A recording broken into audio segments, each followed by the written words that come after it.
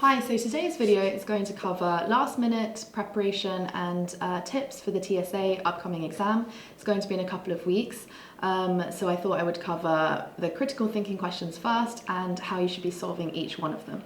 So before I get into the actual question types, just a few tips and tricks to be thinking about in terms of the exam technique, because of course the section 1 in particular, this is, yes, some of the questions can be tricky, but ultimately it comes down to how you manage your time best and then how much confidence you have in each answer. So obviously we have 90 minutes for the entire exam, and then for the critical thinking it should be about half and half, but I would say the critical thinking questions should take you significantly less time on average than a problem-solving question. That's because it requires far fewer steps and you should have the technique in mind for how you would be solving each question, whereas each problem-solving question you need to come up with the method in the exam itself.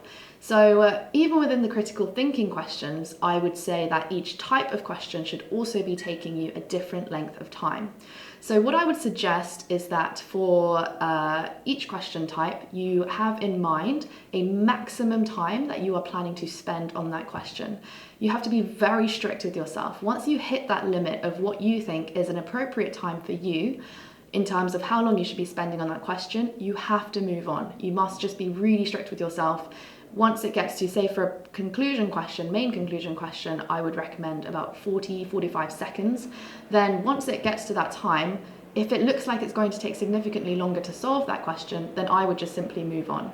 So of course, that timing that you work out, that max time, that's got to be specific to you, because you may find some questions easier, some questions harder. Everybody's talents are sort of different in terms of what questions they find easier.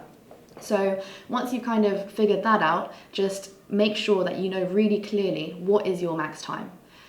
The second thing is, if you do use this technique of having a maximum length of time you spend on the question type and moving on, make sure you guess the answer before you move on. Guess it and then star it. That leaves you should at the end of the exam have enough time to come back to those questions. What you don't want to happen is that you run out of time and then you've got lots of leftover questions that you haven't even tried to solve. So what I would do is give it your best guess, star it, but do not just leave it unanswered. That is probably one of the biggest mistakes, because you could be in danger of losing sort of 4 or 5 marks that way. So make sure you at least have a guess in there. The third thing I want to say is that not all questions are of equal difficulty. You might have 2 main conclusion questions, but one of them is really obvious to you and the other one is not.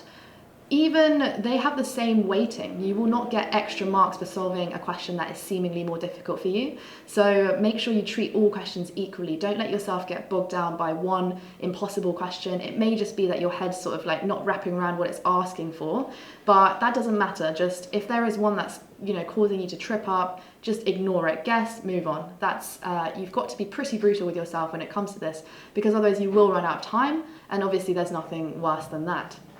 So those are just some quick things to be thinking about. I'll give you a breakdown of what I think the appropriate timings are, but as I said, don't feel pressure to follow that by any means, because you need to figure out for yourself what works for you. So let's go with the first type of critical thinking question you might come across. So obviously that is going to be the main conclusion question. So main conclusion, don't get confused with drawing a conclusion. They are very different things. Remind yourself what is a main conclusion, and it is obviously what the entire paragraph is working to argue toward. The rest of the sentences should be data to support this, an argument, a mechanism that leads you to this main argument.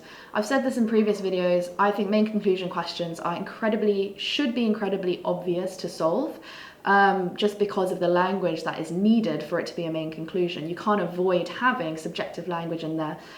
So it should be fairly easy to identify. As a result, I would say spend the least amount of time on this question. As I said, I would probably spend about 40-45 seconds on it, but you do have up to a bit longer, so maybe a minute, but no more than a minute this should take you. With the main conclusion questions, make sure you go through the paragraph first and then predict your answer and then match it to the options A, B, C, D, E. You do not want to be wasting time reading A, B, C, D, E first. It's going to confuse you and it's a massive waste of time. So there are some questions where you want to read the answers first and then the passage. There are some that you want to read the passage first and then the answers. In this case, you want to read the passage first. we're going to be looking at for subjective language. So what you want to do is just go through. If you can skim read, if you are able to sort of read down rather than across, obviously that is preferable, but if you are not, then just quickly skip through until you get to some sort of normative language. So sometimes poverty is defined in relation to average income. For example, people may be said to be poor if their income is less than 60% of the average income for the population. This is not a legitimate measure, this is not a legitimate definition. That is the conclusion.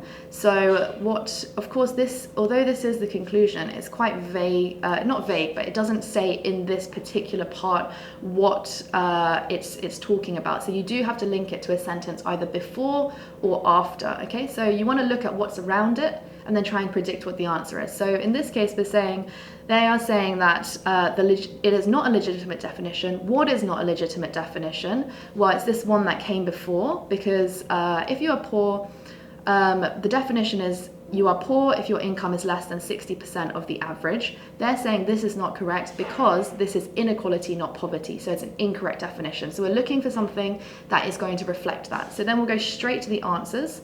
Having a relatively low income is not the same as being poor. That's not quite right, because that's not talking about a definition. That is commenting more on like the author's thoughts, really. Well, not the author's thoughts, but this is just a thought. It's not talking about a definition, because as I said, this is the important part, the legitimate definition. It's saying it's wrong as a definition because it's showing inequality, not poverty, but that doesn't mean that having relatively low income doesn't also mean that you are poor. It is impossible to find an appropriate definition of poverty. Obviously, that is far too extreme. It is wrong to define poverty in relation to average income. There is your answer right there. So we've got all the key things in here. So we're saying poverty should not be defined in relation to average income, and we know the reason for that in here.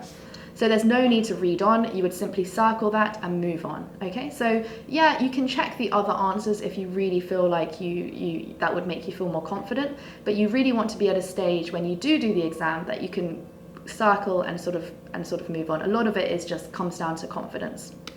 Okay, so the next type of question that I want to talk about is the statement of flaw. So this is a flaw in the argument, right?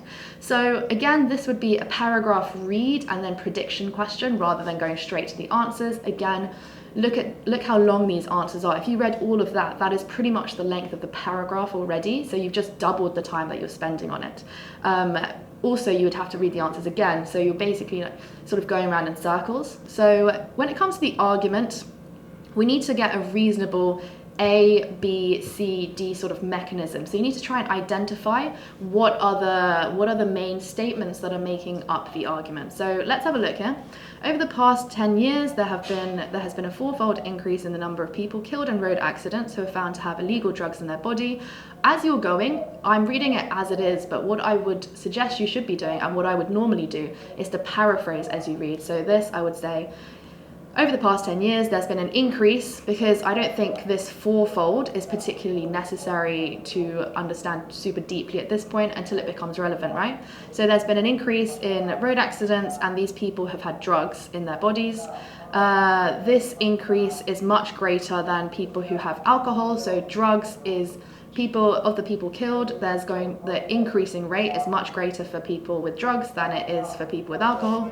So this shows that the campaign against drink driving has succeeded. So we're saying because of the slower increase, it must mean that drink driving campaign has succeeded. Consequently, the government ought now to concentrate on targeting people who have drugs in their system. Obviously, from this, they're basically equating a statistic of seeing that one particular type of accident is increasing much quicker than another. They're taking that to mean that the cause of this is certainly or definitely due to this campaign, right? So obviously this is a classic case of mislabeling the causation or misidentifying the causation. So likely the answer is going to be, or the flaw will be, something that breaks that relationship. So we're going to be looking in our answers for something that says this is not the cause, there is a different cause, okay? So a different cause or something where it's not linked, okay? So those people who take illegal drugs and drive are likely to be different. That is not a different cause. Targeting people who drink drive under the influence of drugs, ignore those people who take drugs but do not drive. As this is completely to do with the number of accidents, that is arguing something else entirely. The success of the drink driving campaign does not mean that a campaign against drivers who take drugs would succeed. That's more criticising whether the campaign would be successful as opposed to the causation link here that we're looking for. The increase in drug-related road deaths is insufficient to conclude that the drink driving campaign has succeeded. That would be correct. So although that's not showing us a different cause, it's criticising the relationship or the link we've made by basing it on this one statistic, okay? So if you look again, if somebody had told you this in real life, somebody had told you this argument of, hey, look at this statistic, isn't that great? The government's super successful. You would say that is a really weak argument. That is wrong. That doesn't make any sense. So that's what you're looking for. Try to kind of not normalize it, but think about it more in terms of you're having an argument out loud. And I find that really helps because it's much easier to spot that when you're thinking about it as a conversation as opposed to a piece of writing like this, which you kind of inherently want to trust almost. Okay, so the next type is a conclusion which can be drawn. So this is very different to the main conclusion argument. With this one, you do have to read all of the answers and you should read them all through, okay? In this case, I would probably argue that the better way would be to read the answers first so that you can kind of know what you're looking out for. If you've spent less time on the other types of questions, you should have enough time to do this. So I would definitely try to paraphrase the questions before you go to the passage. So let's have a look here. We've got socialists who enjoy personal wealth cannot object to others who amass even greater wealth. So simply paraphrase, we're basically saying if you're socialist and you're wealthy, you can't criticize other wealthy people. Someone can be a genuine socialist whilst enjoying a high standard of living, so you can be a rich socialist. Calls for reforms are more effective if they come from the more privileged classes of society. So basically, if richer people ask for something to be changed, it's going to work better than if poorer people do. There is nothing immoral about inequalities in the distribution of wealth, so nothing wrong with inequality. It's hypocritical to claim to be a socialist if one enjoys a standard of living above the average. So it's wrong to be rich and a socialist. So I kind of already am thinking that it's either going to be this one here or this one here. And the reason for that is because they are contradicting each other. So they can't both be true, or it's unlikely that both would be true if this is any sort of reasonable argument. So already I'm probably going to be looking out for something that's going to be one of those two. Now we'll go through and read. So socialist politicians are often taunted by opponents for leading lifestyles similar to their capitalist counterparts. So socialist politicians, they are living the same lives as capitalists, so you can't be socialist. So that's the argument that's being suggested. The theme of the taunts run like this. So they're saying, they're not giving an opinion on this, they're simply commenting what is being said. And in this case, it's you object to socialist principles, You object to inequalities in wealth because of socialist principles, yet you are living richer than the rest of the population, therefore you're not really a socialist. But, okay, so that word but tells me that this author is disagreeing here. We can answer this easily. There is no hypocrisy in arguing, even from a privileged position, for a fairer and more equal society. So as suspected, it is going to be B, so it's not D because it says it is no hypocrisy. So the connective but should tell you exactly what the author is actually arguing. So make sure you make really good use of any connectives that you do see. They are often a very, very clear indicator of what you should be looking for or the author's opinion. Okay, underlying assumption now. So assumption questions. Again, what you want to do is read the paragraph and then predict the assumption and then match it, okay? And so it's very similar to the flaw one, really, because it is something that is not wrong with the argument, but it is something that must be true in order for our argument to make sense. Obviously, we're looking for an argument, so rather than the conclusion kind of main point, what we're looking for is the A, B, C sort of linkage that I've talked about before. So let's go and read through. So the student union recently found dangerous areas on campus. This led to recommending and putting in some stuff like improved lighting in dangerous areas. Such reforms can only help to reduce the number of attacks on campus. Okay, let's see what the second half says. However, so again, I'm going to identify this connective here to show us that the author is likely arguing that this has not been effective. The lake and the surrounding areas was not included in the survey. Even though it's part of campus, it belongs to the city council. So the university has no influence over safety standards in the area. And then here is our conclusion. It should therefore definitely be avoided by lone students at night. So I'll organize that in my head. So what I would say is we've got some, the university campus, parts of it are safe, parts of it are not. And that is because part of it has been considered by the university and protected, and part of it belongs to the city council. So it hasn't, well, here comes the assumption, because this is, I naturally want to say it hasn't been protected by the council, right? Because that's the only way that this argument can make sense. So what we're looking for as an assumption is likely going to be the city council has not got any protective measures over that area. So students do not look after their own safety but rely on others. Nope. The city council regard the lake area as part of the campus. That would potentially be students walking on and off campus at night would go via the university lake. Not important.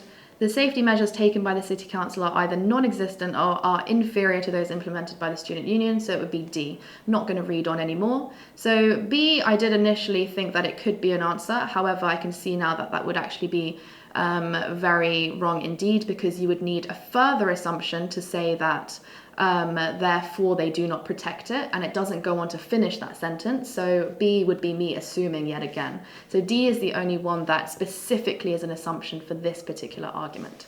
Again, I would expect this to maybe take slightly longer than a main conclusion one, maybe, and I think the flaw is often easier to spot, but again, not a super difficult one, not one where it should leave you confused. Okay, weakening the argument now. Again, this is, you want to take the same stance as you would with the flaw. So you want to read the paragraph, identify the argument, try and predict the answer, and then match, okay? So again, argument, ABC mechanism we're looking for. So let's go ahead and see what we have here. Some of the sea mammals, such as the sperm whale, have brains many times larger than our own. It's a fact of evolution. So they're saying that this is already telling me that there's going to be a weakness in this explanation that they've got. So whatever it's trying to link now. Organs do not grow or remain large unless used. If they are not used, they shrink or even disappear. So that is the argument.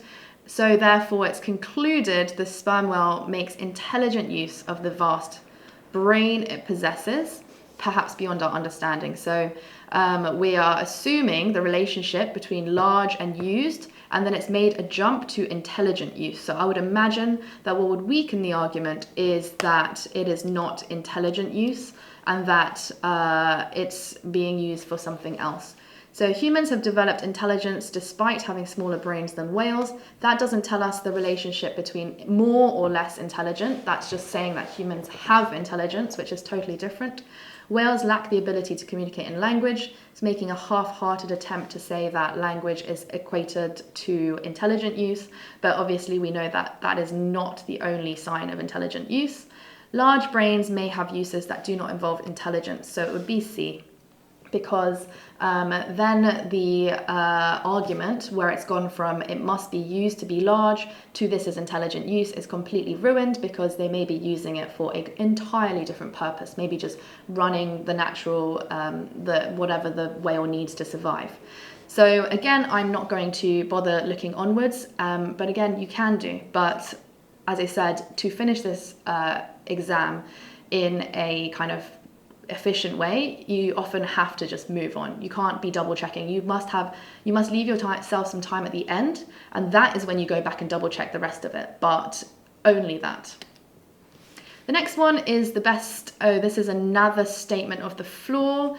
Yeah, why not? Okay, so we'll do the same thing. We'll look at the argument first, and then we will have a look at the answers, try and predict what the flaw is. So Mrs. J said that if Mrs. L is promoted, she would resign. We do not want to lose Mrs. J. However, again, we've got a connective in here. We're not going to promote Mrs. L. We're going to give it to Mr. Wade. Therefore, Mrs. J will not resign. So again, the flaw is pretty obvious here. It's saying that Mrs. J would definitely do something if an event happened. However, the event is not happening. Therefore, she's not going to resign. It's assuming that the relationship goes back and forth just in that one way. So the flaw is going to be that there may be another reason that she would resign. It implies that Mrs. Jackson threatened to resign because she wanted the promotion herself. That doesn't matter. Does not explain why it doesn't matter. Overlooks the possibility that Mrs. Jackson might resign even if Mr. List is not promoted. There we go. Okay, same structure as the above argument. So this is that sort of parallel reasoning. It's the same as a parallel reasoning question. With a parallel reasoning question, I've mentioned this before, but you want to try to break down which sentences are working off each other. So I do like to try and replace with letters where possible. I think that is just the most effective way to do it. So you can become a good pianist if you start to learn at an early age. So X is possible if Y happens. You did not start to learn until you were an adult, so you cannot become a good pianist. So in this case, Y did not occur, therefore X cannot occur. That is the argument we're looking for. With this one, you have to go through each one by one. There may be one that seems really, really close, but I would still, with these ones, I would double check every single one, just because you can't be sure that there might be one that's a better fit.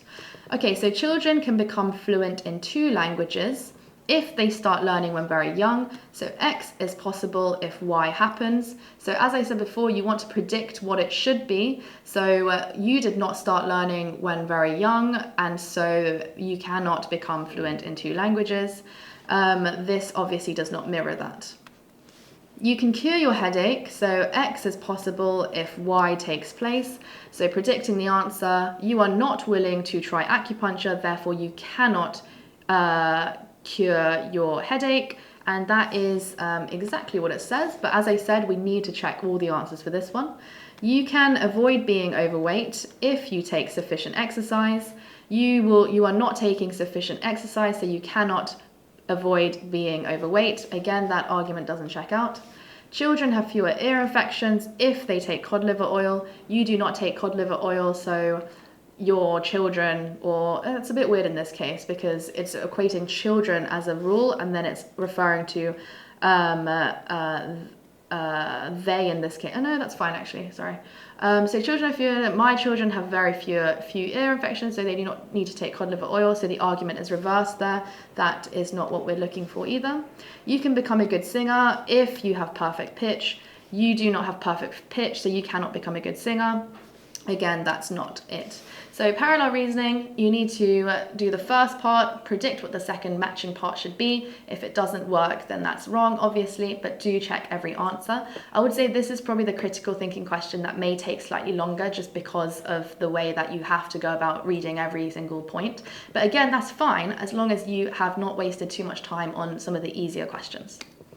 Okay, so the last type of question is the following, illustrating the principle. So this is when you have to identify what is the basis or what is the kind of reasoning behind the argument given, and then based off of that, what is an example of that? So it would be like you suggesting that we should always be living for the greater good, and then an example of that would be something like everybody should have to walk to work 3 times a week or something, right? So there is no case in which one person should be prioritized over another. So let's have a look what the principle is here. So if I do something that results in someone's death, I am responsible. But again, identify that. Am I responsible if that death occurs because I didn't do something? So if I do something and they die, my fault. If I don't do something and they die, is it my fault? So if I go and shoot someone, that's my fault. If I don't give money to somebody and they die, is that my fault? If I had never lived, that person would have died anyway. The person when I shoot would not have died. So doing something makes me more responsible for the consequences than when I fail to act. So we're basically saying that something would have occurred anyway if I didn't act. But if I do something, I'm changing the course of what would have occurred, and therefore it is more my responsibility. So we're going to be looking for something along those lines. Again, with this one, you have to read every single answer, unfortunately. You can't really get around that. So again, leave yourself a bit more time for this one. Maybe it would be 1.5 minutes as opposed to a 40-second one. But again, you need to practice which ones you find faster. It might be that this type of question for you is just super, logical, really clear. Everybody has different ways of working. Okay, so the government's refusal to fund the crime prevention program means they alone are responsible. So this is clearly incorrect because they are not doing something as opposed to doing something. So we are arguing that not doing something is fine and doing something is wrong. So this one is saying they're not doing something, so they can't be more responsible. Many people who are sent to prison commit further crimes when they come out. This shows that prison fails to make criminals feel responsible. Completely irrelevant. The people more responsible for the high crime rate are the people who break the law, not the local authority for failing to support the crime prevention program. That seems pretty correct, right? Because it's saying that the people who are doing the breaking of the law are more responsible than the authority who are doing nothing and allowing it to happen, which is pretty much exactly what it's saying, but we will just double check. The crime prevention program does not work because it places the responsibility for crime on the local. Already wrong. Community service orders work better than prison because nope. Okay, so this E and kind of B are criticizing other things. D and A are just incorrect. Okay, so that is how you would solve the illustrating the principle question. You have to, in your mind, have it really simplified. At the core of the argument, what is the principle that this argument is based upon? Simplify it as much as possible, and then just be very confident in that answering of the question.